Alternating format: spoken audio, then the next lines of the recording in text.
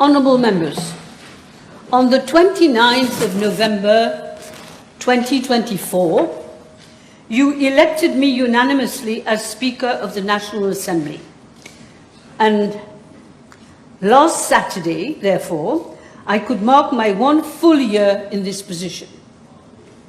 Last Tuesday, I had to suspend the sitting as the aggressive behaviour of some members had reached its peak after I had already given 2 warnings that I would do so if there was no order in the chamber. I learned in the meantime that Honourable Adrien Duval accused me of being partial. He did this on Top FM radio.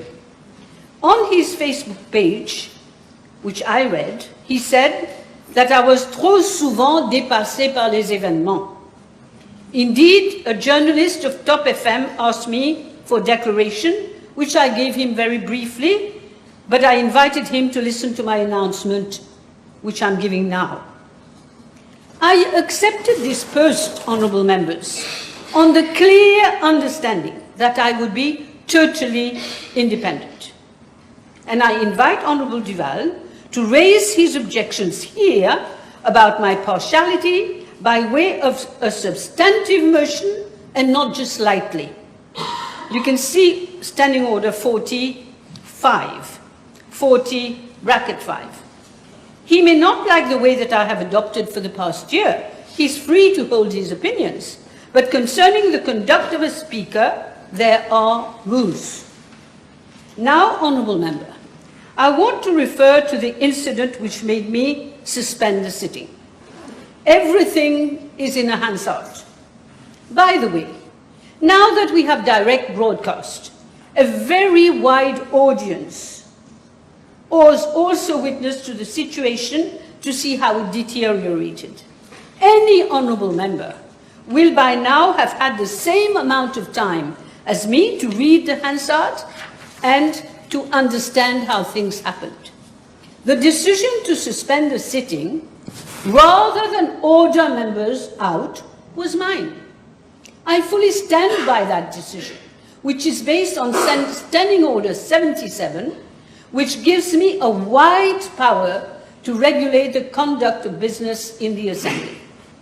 I am not going to repeat negative decisions of the past by ordering members out or naming anyone, because the place of honourable members is in the House and not anywhere else. This applies to members on both sides of the House, and I count on all of you to help me to maintain the decorum of the House. Anyone who does not agree with what is going on is free to raise a point of order and ask for my ruling.